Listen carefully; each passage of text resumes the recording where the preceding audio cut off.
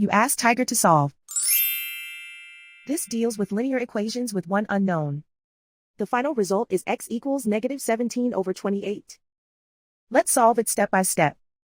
Simplify the expression. Expand the parentheses.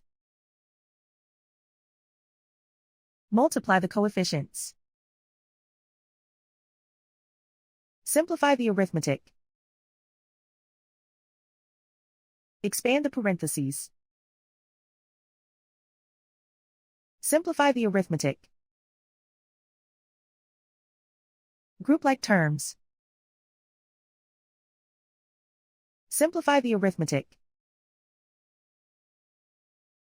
Group all constants on the right side of the equation.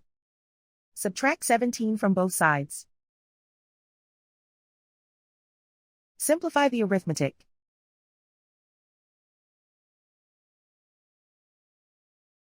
Isolate the x. Divide both sides by 28. Simplify the fraction.